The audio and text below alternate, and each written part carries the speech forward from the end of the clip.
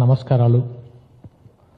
First of all ఇది ఈ press meet అనడం కంటే థ్యాంక్స్ మీట్కి సహకరించిన మీ అందరికీ మనస్ఫూర్తిగా కృతజ్ఞతలు. థ్యాంక్స్ మీట్ ఎందుకు అంటున్నానంటే పవన్ కళ్యాణ్ గారు కొండగట్టికి 35,19,00,000తో 100 పడకల వసతి గృహాన్ని ఏర్పాటు చేయడానికి టీటీడీ తరపున ప్లాన్ చేస్తున్నారు.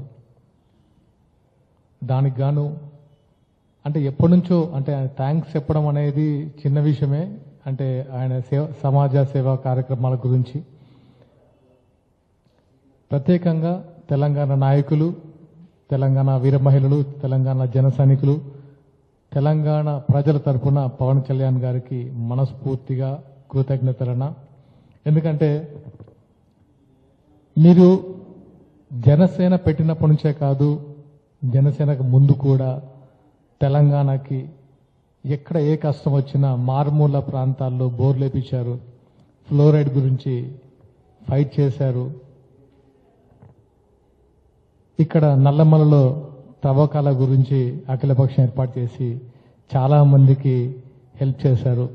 అంటే మీ హెల్ప్ అనేది మీకు మీ సామాజిక స్పృహ గురించి థ్యాంక్స్ చెప్పడం కాదు, మేము అవన్నీ చూసే ఆ భావాలతో మిమ్మల్ని చూసి పెరిగి జనసేనలోకి వచ్చాము.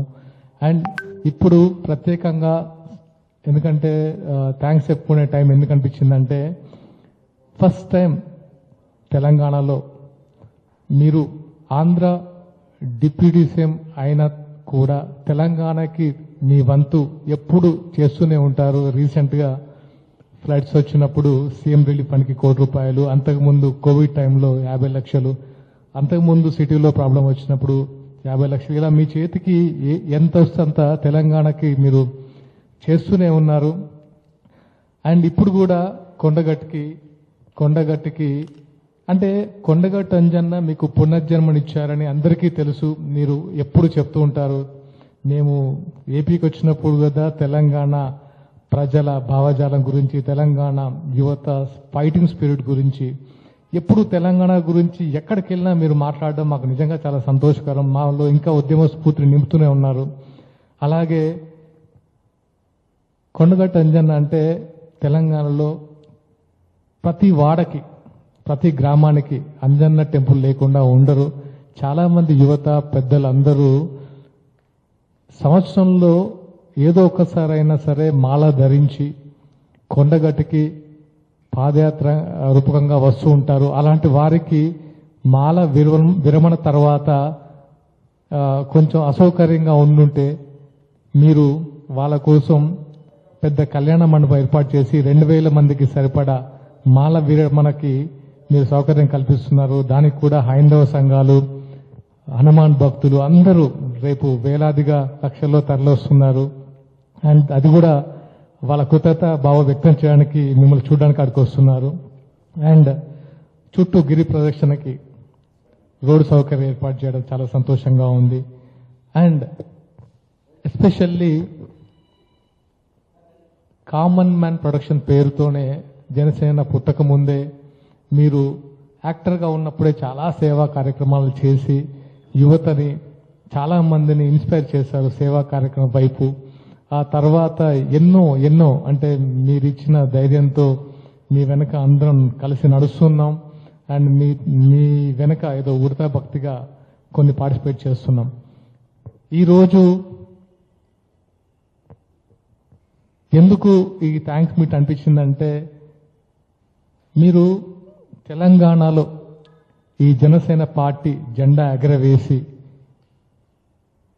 ఇక్కడి నుంచి జెండా ఎగరవేసి ఇక్కడే స్థాపించిన పార్టీ దశాబ్ద కాలం ఫైట్ చేసి ఈరోజు ఏపీలో మీరు డిప్యూటీ సీఎం స్థాయిలో ఉన్నారు. డిప్యూటీ సీఎం స్థాయిలో ఉండి not only AP, Karnataka, Tamil Nadu, Maharashtra, Telangana ఎక్కడ చూసినా జనసేన భావజాలం యువతలో గుండె నింపుకొని ఇప్పుడు మీ వెనక నడుస్తున్నారు. సో మీ సేవా కార్యక్రమాలు నాట్ ఓన్లీ ఇక్కడే కాదు, తెలంగాణ కాదు, ఈవెన్ ఎక్కడికి వెళ్ళినా సరే అందరూ మీకోసం వెయిట్ చేస్తున్నారు.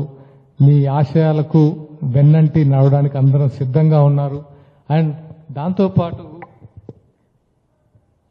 నేను ప్రత్యేకంగా కళ్యాణ్ గారిని చూశాను. అంటే ఆయన ఎలక్షన్ టైంలో ఆయనతో పాటు కొన్ని రోజులు క్యాంపెయినింగ్ చేసే, ఆయన పక్క నుండి క్యాంపెయినింగ్ చేసే అదృష్టం కల్పించారు.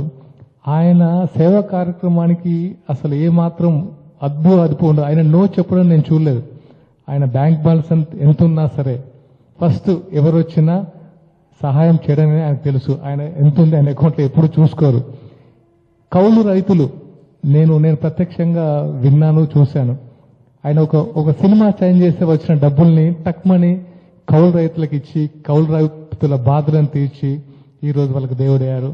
ఇలా చెప్పుకుంటూ పోతే ఒకటి కాదు, ఎన్నెన్నో ఉన్నాయి. ఆయన సమాజం కోసం ఆయన బతకడం తప్ప ఆయనకు వేరే తెలియదు. ముఖ్యంగా ఆయన పార్టీ కంటే ముఖ్యంగా సమాజానికి వెలువిస్తారు. మేము ఆయన దగ్గర నుంచి చూసాం. ఆయన ఎప్పుడు ప్రజల గురించి తప్ప, పార్టీ కంటే ముందు ఆయనకు ప్రజలు, ఆ తర్వాతే పార్టీ.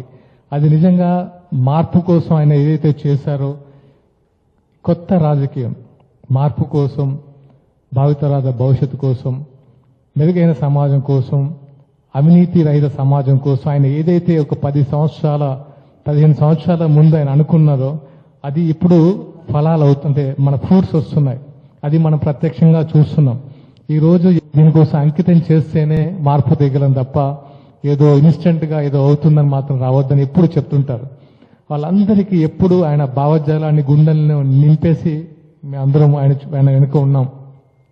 సో ఎన్ని అంటే ఆయన చేపట్టిన ఆయన ఏ మినిస్ట్రీ తీసుకున్నా సరే ఆ మినిస్ట్రీలో ఆయన నెంబర్ 1 స్థాయిలోనే ఉంటారు. ఆయనకు ఒకటే నెంబర్ 1 స్థాయి అంటే అర్థం ఆయన ఏదో ఉండాలని కాంపిటీషన్ కాదు, ఆయన సేవ చేస్తూనే ఉంటారు. సో ఆయనకి ఎన్ని రకాలుగా థ్యాంక్స్ చెప్పినా తక్కువే. అండ్ రీసెంట్ గా జరిగిన పరిణామాలు చెప్తాను నేను. అంటే మొన్న ఒక ఇష్యూ జరిగింది, అంటే మీ అందరికీ తెలుసు. ఆయన గురించి ఆయన మాటలను వక్రీకరించి మాట్లాడడం అంతా చూశాము.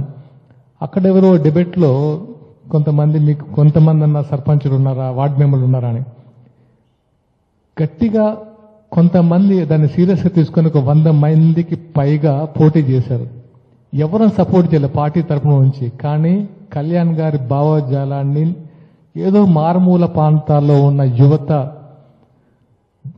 గుండెలు నింపుకొని సర్పంచ్గా పోటీ చేశారు, వార్డు మెంబర్గా పోటీ చేశారు. ఈ రోజు ధైర్యంగా చెప్పగలం, తెలంగాణలో కూడా ఎవరు ఎటువంటి పార్టీలకు అతీతంగా వాళ్ళు జనసేన కండ వేసుకొని ధైర్యంగా ముందుకెళ్లి ఈ రోజు సర్పంచ్లు అయ్యారు, ఉప సర్పంచ్లు అయ్యారు, వార్డు మెంబర్లు అయ్యారు. మాకే అనిపించింది మేము ఎప్పుడు వాళ్ళ కోఆపరేట్ చేయలేదు. అయినా సరే ఏదో మన పవన్ కళ్యాణ్ గారి వెంట నడుద్దాం, ఆయన ఆశలు నింపుకొని మనం కూడా ఫైట్ చేద్దామని ఈరోజు చాలా మందిని అవడం అనేది చాలా సంతోషకరం. అండ్ ముఖ్యంగా రేపు వాళ్ళని కూడా పవన్ కళ్యాణ్ గారు అందరినీ కలవబోతున్నారు. ఎందుకంటే ఇది ఎక్స్పెక్ట్ చేయలేదు మన జనసేనలో, ఇంత సీరియస్ గా తీసుకొని ముందుకెళ్లడం అనేది. వాళ్ళందరికీ మరొకసారి, ఎందుకంటే పవన్ కళ్యాణ్ ఆశయాలను ముందుకు తీసుకెళ్తూ గెలుపోవటం పక్కన పెడితే మేమున్నాము, మేము ప్రశ్నిస్తాము, మేము సమాజంలో మెరుగైన సమాజం కోసం మేము ప్రయత్నిస్తామని అందరికీ, అన్ని పార్టీలకు ధీటుగా నిలబడి ఈరోజు గెలిపించిన వారందరికీ, పోటీ చేసిన వాళ్ళందరికీ మనస్ఫూర్తిగా అభినందనలు.